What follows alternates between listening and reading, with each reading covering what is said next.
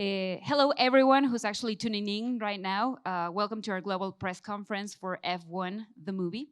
My name is Gaby Cam, and I'm extremely excited to be hosting this very special conversation, not only with the cast, but also with the creative team behind this electrifying story in the world of Formula One, which all of you have probably seen by now, which is amazing.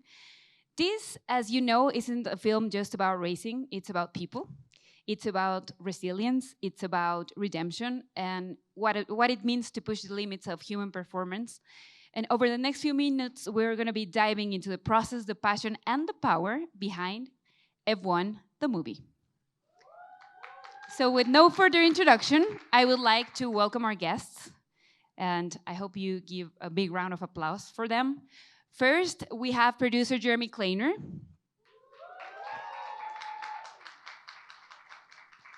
He's on his way right now. Bienvenido. Stars, Kerry Condon.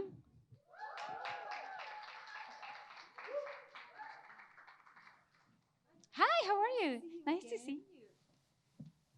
Brad Pitt. Hello. Thank you. Damson Idris. Also known as the coolest, most stylish guy in the world. And director Joe Kosinski. Welcome you all. Hello, Joe. Hello. Take a seat. So what we're about to explore, it's a film that actually breaks the mold from traditional sports films. It doesn't just place you in the stands, it puts you behind the wheel. So whether you're a fan or you're not a fan of Formula One, you're definitely gonna enjoy F1, the movie. Guys, thank you for being here. It's great to be here. Thank you. How are you feeling after all the craziness that went on yesterday? Were you expecting this? Oh, it was a great response last night. You know, with the people here are always so jovial and exuberant, and it's just a real high, a real nice energy, and it makes us feel good to be able to bring the film here first, to start here, and we're just excited to share it now. It's been a 3-year endeavor. We're really proud of it. We think it's great fun and a real visceral experience that Joe's put together. So we just couldn't be more delighted. I think we're all delighted too, right? To see the film. Right? Right? Thank you, Gary. And guys, this is a question from for all the cast. This is from Mateus Leal, all the way from Brazil, from Tecmudo. He wants to know, before engines roared and cameras rolled, what was the emotional gear shift that made each of you say, "Amen"? Want to start, Joe? I mean, for me, it started, with an email to Lewis Hamilton. I happened to have his contact info, and I told him I wanted to make the most authentic racing film that ever been done, and would he help me? And luckily, he said yes. So that was the start of this journey. But from there, it was, to deliver on that promise, it was, building a whole new camera system to capture the speed of these cars, a partnership with F1 so that we could shoot at real races all around the world, and then kind of most importantly, finding 2 actors that could drive these cars for real in the film. And lucky for us, both these guys turned out to be pretty amazing natural talents for driving. So, that was One's a little faster than the other. One is a little faster. Here we go again. And they, you can see they had this natural competition that really, you'll see on screen as well. But yeah, I mean, if they hadn't been so good, at driving, I don't think we'd be able to pull this off. So yeah, I'm really excited for everyone to see it. Damson, you wanted to say something? Man, I was in when I heard the names Joe Kosinski, Brad Pitt, Kerry Condon, and Jeremy Kleiner. And you guys? Yes. See, we're going to change the Yes. mic. Sorry about that. Testing 1, 2. 1, 2. Do you want to test your mic? No, the people on the stage, definitely. For me, it was just a no-brainer when Joe has this audacious plan to embed us in the racing season, to put us actually in the cars. It was just a dream come true. I've been trying to do a racing film for literally decades, and whether it was on bikes or whether it was in cars, for whatever reason, it just didn't pan out. And I'm so grateful because the experience Joe gave us, putting us in the car, uh, um, putting us in this ecosystem of the F1 racing season with all the drivers, with the teams, was just an extraordinary experience. Nothing like I've ever experienced in all my decades doing this. And I will always thank Joe for that, for this film we're able to bring to you today, and just being the architect of this insane idea. Kerry? It was a blockbuster movie, and I grew up watching them in Ireland. You know, I never thought I would have been in a big Hollywood movie with the music and the effects, and you know, so it was just like crazy thinking that I was even like up for it, to be honest. So I just wanted to be in it because it was one of those movies I had watched as a child. And Jeremy? Como estamos en México, le puedo contestar en Me castellano. encanta. He's been showing off all tour. True.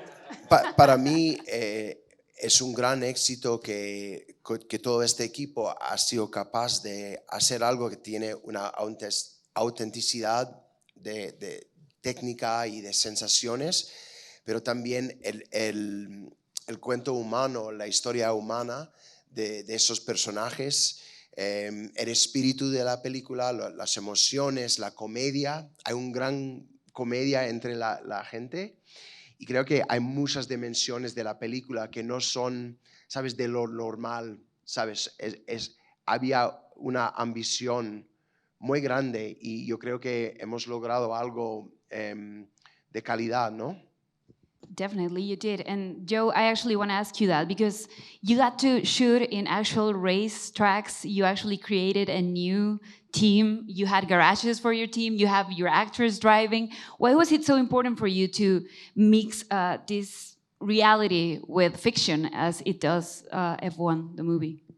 Well, there's nothing like being at a real Formula One race. You just can't fake that energy, the energy of the crowd, the sound.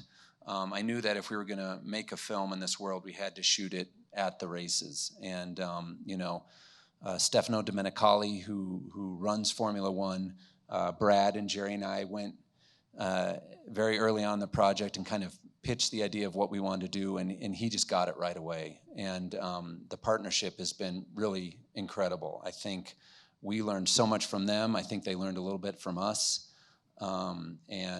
Yeah, the partnership's been amazing, and I can't wait for people to see the result.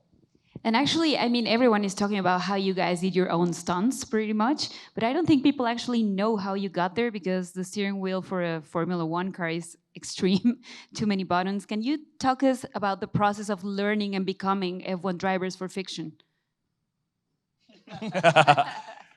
So before I even got the part, I drove up somewhere in California and got in simulators and got the guy to like put all the racetracks there so I could like learn them before I even like came to London and saw you. Then I downloaded the F1 game, created a fake character, and won a championship. It's a hard one, isn't it? It's a long one. So I was doing a lot of kind of manifesting. And then when we finally got the part, it was about the training, intense training from Rockingham to Silverstone, Palm Springs. We were in Austin, Texas, all the way from F4 up to F1, just really learning and immersing myself in the world of Formula One. Yeah, it was, I don't know, like the idea of being in the car and dealing with these forces, G-forces, the physics of it all is just something you cannot fake. And, you know, Joe said it, I want to make the most immersive, visceral racing film that's ever been done. That's how we got Lewis in, that's how he got me in, that's how we got all of us in. And so we started this training, and we ended up getting to drive for basically 2 years in the making of this. And I would almost wish we could shoot it again, because by the end of it, Damson and I say we're quite tasty as drivers. Especially Brad. Can we now say that you're adrenaline junkies? Is that what we're trying to say here? Yes, exactly. I love that. Do you guys think we should race? Yes. Yes, yes. But you know what? In the streets of Mexico City, that would be extreme. I dare you to try that. No, I'm kidding.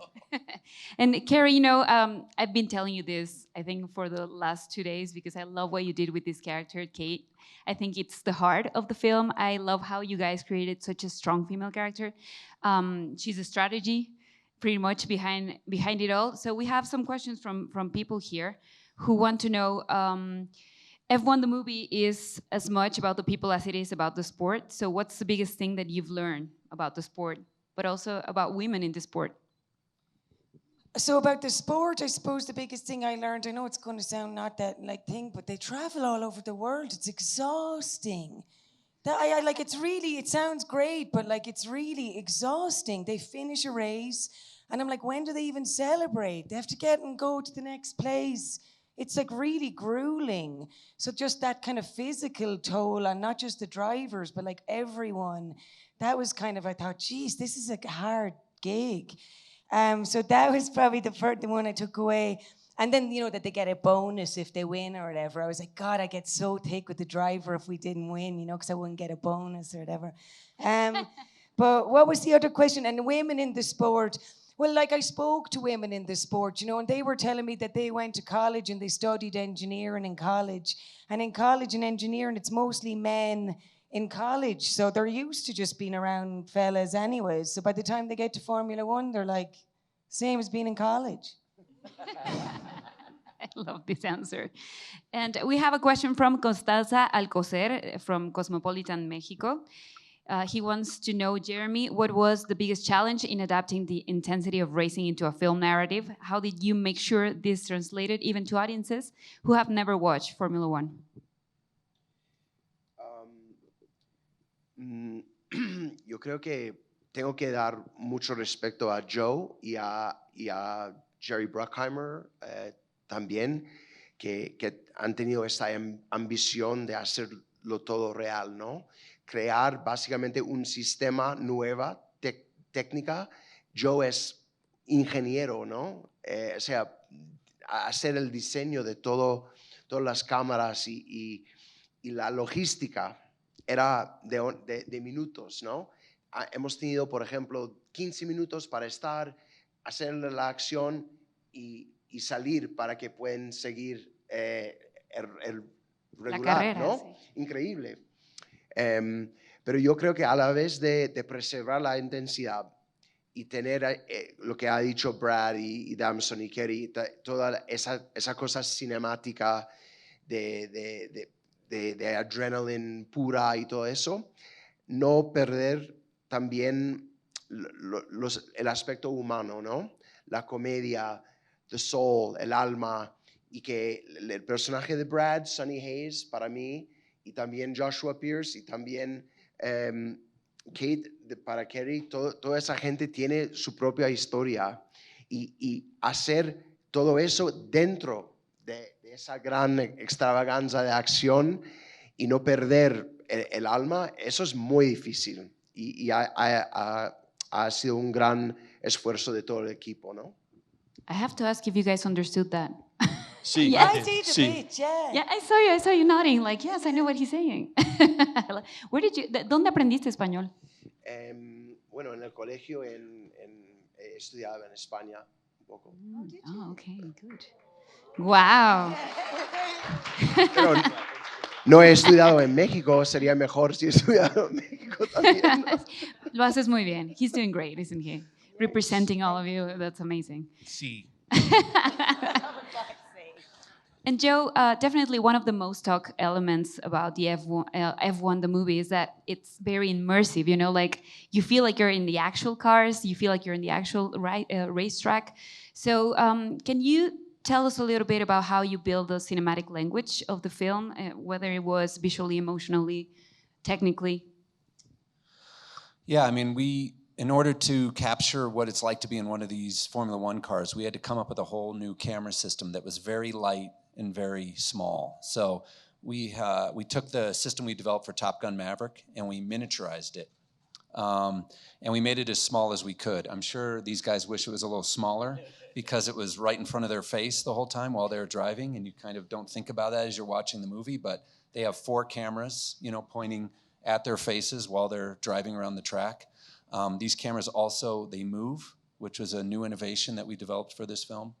But the reason it feels immersive is because it's really happening. I mean, these guys are driving the cars at 180 miles an hour. The cameras are mounted to the cars. We're shooting it during a real race weekend, between practice and qualifying sessions. And there's just, the audience can feel that. When you go to all that effort to do it for real, I really believe you feel it when you're watching the film. When you see Brad concentrating, going through cops at Silverstone, he's not acting. He's really concentrating and trying to keep the car on the track because that's a fast corner. So hopefully the whole goal was to give audiences an experience that only 20 people get every weekend. It's a very, very elite sport. So they'll tell us if we succeeded or not, but that was the goal. I think you did. I really think you did. And actually, driving or racing a car, it takes a lot of precision. So guys, can you talk us through about the process of learning the buttons and everything? And were you by any means surprised by your own reactions when you saw yourselves with 4 cameras around? Man, the funny thing is, because of the strike, we actually got better. So when we went back to Abu Dhabi, you said, "Oh, you guys look better now," because we had more training to do. But with regards to precision, I mean, it was about repetition. There was so much training that went into being at these tracks that we're going to shoot on. And, I have to tip my hat to Luciano Bacchetta and Craig Doby, who just were with us every single step of the way. Really is the only person I could communicate with while I was driving. So it was like a marriage, really. And I tip my hat to those guys, because if it wasn't for them, I don't know how I would have been able to pull this off. Brad? Sorry, what was the question? It was if you were by any means surprised by your own reactions, and also if you can tell us a little bit about the experience of driving an F1 car, because it takes a lot of precision to take the turns, and you're a fan of the sport, so you know. Yes, I am. It's a religion for me as well. It's incredible what these guys can do. We all think we're backseat drivers in a way that we would know how to handle it, and the precision. As Kerry said, they're going from changing time zones to time zones. They're taking these corners, they're pulling 5Gs. It is staggering. And the idea that these guys can go around a 4-mile track, a 3.5-mile track, and all be within 1 second of each other, I mean, it's awesome. So for us to even get to experience a hint of that is such a high. I would love to explain what downforce feels like, the way these cars can stick. It is awesome. I don't know how to do any better than that, because there's nothing that I can compare it to. It is such a high. And the fact that we got to be tourists in this ecosystem for a little bit was just an experience I'll never forget. Never. I think none of us will, because what you did is also unique. I don't think we've ever seen anything like that on screen. And actually, we have a question from the press. Becca Salas from Fuera de Foco wants to know, Kerry and Damson, this question is for you. Can you share an anecdote or moment on set where you really felt that team connection and that you were making something really special together? We have the same one, so. Yeah. I was like, you better not steal it. Parc Fermé in Hungary. I know. I loved that day so much. Because it was just like, we were all nervous. Like, even the camera people were nervous because they had to walk backwards. And we were told 20 times by F1, don't touch the cars. If you touch the cars, that team is going to be disqualified. Like the real team in real life. Oh yeah, shit, yeah, it's the end of the race. That's when the cars all pull in at the end and they have to check that they didn't kind of cheat or whatever, right? They have to weigh them and stuff. And so you can't touch them. If you touch them, they're disqualified. So we as a filmmaking actors was like, don't touch them. So everyone was so nervous about touching these cars. And then it was a beautiful moment for our team in the movie. So we had to have a great feeling. And then everybody worked together, like the AD department and the camera department and the sound department and stills photography. It was just like all of us had to be great at the exact same time. And so just the feeling when we did it was like, I was so high for so long. Yeah. How long did we have to shoot that scene? Probably 5 minutes, yeah. It was like crazy. Most scenes in this film, yeah. And then this confetti came, do you remember at one point? It was just like, oh my God. It was so amazing. Yeah, and that felt like it wasn't cast and crew. It was like we were all kind of one. And it was like, good luck, well done, yay. feeling. It was just really like a bonding moment for us, I think. It really shows in the film, and I actually want to ask you, Damson, you got to talk, and also you, Brad, you got to experience Formula One in firsthand with all the people who stars in Formula One, you know, all the drivers, Max, Charles, as if they were my friends. See what I'm doing here? I don't even know these guys. But what was it like to interact with them? What did you learn? Like, what kind of questions did you get to ask? I mean, they were just so accommodating, really. They just really made us feel at home. I remember Carlos Sainz was the one who always would come up to the garages and say hello. He'd try and sneak into the shot as well, so he could be in a movie. He's a movie star. Yeah, he's probably going to be acting after this. But no, they were all amazing. And, you know, Lewis, man, like Lewis Hamilton coming on set and just bringing so much joy and passion and just supporting us every step of the way, calling BS on stuff that wouldn't happen in F1. It was just a dream come true. Yeah. Yeah, it was incredible. We couldn't have done this without the support of F1, the teams, the principals, the drivers themselves. And I think at first, you know, we had to go in. We all went to even driver meetings just to let them know, to try to earn their trust, to let them know how much we respect the sport, how much we want to get it right, and we want to include them. And if we're ever in the way, please tell us, and we'll scram. But exactly what Damson's saying about Lewis as coming in, it was so smart of Joe to bring him in first and foremost, because that knowledge is unfathomable. And we would have meetings with him, some 12-hour meetings, just as we developed the story, developed the script, and he would tell us his experiences, and a lot of him is in the film as far as certainly our summation where we end. And I mean, he is so knowledgeable, even in the post portion of the film, putting the film together. He could tell you if we were in the wrong gear at turn 6, or that there's a reverb when you go down the straight, and make sure you add that. I mean, the race knowledge is incredible, incredible. He's a gem and a gent, gentleman and a gent. I mean, what am I trying? It makes sense. We got it. Don't worry. He's a Gemini. He's a gem of a human being and an absolute gentleman, is what I was trying to say. Joe, are you gonna hire Carlos Sainz for your next film? Carlos, you know, yeah, he made some surprise appearances into the film, and like Brad said, I think he could be a movie star. Actually, they're all very natural on camera and great guys. I mean, beyond Lewis and Carlos, you know, George Russell, you know, came by the set, you know, and want to see what we're doing. It was great. They were all great to us. Jeremy, we have another question for you, actually talking about Lewis Hamilton. Do you want me to ask it in Spanish? I don't know anymore. It's dealer's choice, really. We're actually live in plenty of countries, so that's why I'm going for English right now, and not only here in Mexico, but I love hearing the Spanish in this room. It makes me happy. I'll talk Spanish from now on. Okay, go ahead. Damson, ¿qué quieres decir? Sí, gracias. Gracias always saves the day. Jeremy, you have Lewis Hamilton as a producer. What kind of decisions did you have to make together?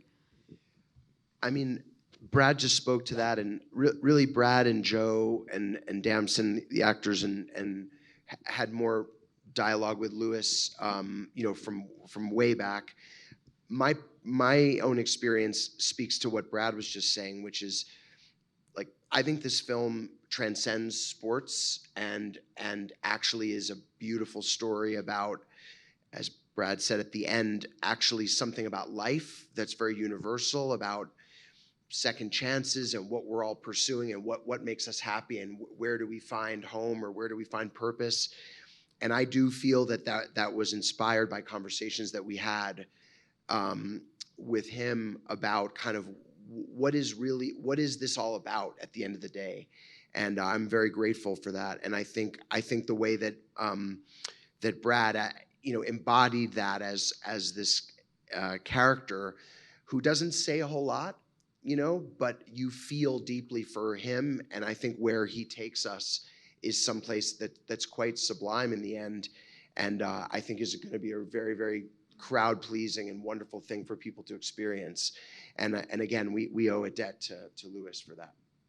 I have a question for all of you because I feel like more than just a Formula One film, this is a film about redemption, resilience, even aging. You know, I feel like we all can relate to that, whether we do what we do, if we're drivers, if we're not. So I want to know, how did you relate to these characters, and what's that emotional thing you're gonna take from making Formula One? And did it change the way you see the sport in any way? I love Sonny Hayes. He has a line in the film, "New day, new challenge," and for me, that's kind of what I think about when approaching a film is what's something I've never done before? You know, what's something that's going to inspire me to get up out of bed every day and want to tackle it? So I think, you know, that's one thing I'll take away from this experience. What I've learned from the world of Formula One is that, you know, it's not just about the drivers. Before making this movie, I thought it was just about the guys behind the wheel, where it's about a bunch of people coming together and trying to accomplish something great. So that's what I've learned from the sport. I mean, F1 is full of stories. Each individual has their own, I guess, their own quest and their own forces that they're fighting against. Me myself, or like Sonny, he's a character who had an early existence in F1, and it didn't pan out for him, and he thinks he's made his peace with that and structured his life around that and moved on. But as life does, those unanswered things seem to circle back around, and we have to address them again. And that's the Sonny story as I see it, which is I'm quite moved by. But there's many more stories to our story. There's an underdog story, their last place team, how do they fight within the rules? How can they become a winning team? Kate's fighting against a glass ceiling in a sense. So Damson's character is a new and young phenom, and he's trying to find his way in a sport that under great scrutiny and still trying to operate at his best. And Javier is someone who's trying to maintain this kind of dream. He anchors it. So there's multiple things going on in our story, and just like if you follow any racing weekend, you know, the headlines are full of individual stories, and that's the same for us. Kerry? So I suppose what did I learn from Kate would be to have faith in your talent, and like just know that you're good at, if you know you're good at something, just like believe you're good at something regardless of like what other people say to you. Even though part of me is thinking, what if you're not good though, and everyone's saying you're not good? And like, anyways, it's by the way. So to have faith in your talent, and then like what did I learn from well, like education, how important education is, because in many ways, like F1 seems kind of elitist a little bit, you know, and even like, you know, the tickets and all, like the expensive tickets get the better passes and things like that. But like if somebody goes to college and studies really hard, you could be on the pit wall and you could work for one of those teams if you're really smart. Like it kind of levels the playing field a bit. So education is so important for everybody, I guess, because she's a smart lady. Yes. Jeremy? Yo creo que este equipo magnífico ha dicho todo, ¿no? Sí, definitivamente. Guys, I think it's time for us to show the checkered flag, which I don't want because I don't know what am I going to do with my life after this is over. But anyways, thank you so much for stopping by. Thank you so much for making that film. I think I speak on behalf of fans and not fans of Formula One. You actually led us into the world of racing, and I just love the film, and I think most people here did. So thank you so much for making it. Thank you very much for having us. Thank you. It Thanks was for a having us, pleasure. everyone. Thank you. Thank you so much. Joe Kosinski, Damson Idris, Brad Pitt, Kerry Condon, and Jeremy Kleiner. Thank you so much for being here. And make sure, guys, you check out F1 the movie on cinemas here in Mexico on June 26th. So don't miss it. And thank you so much for being here and for your time. Thank you. Goodbye, all. Buena suerte.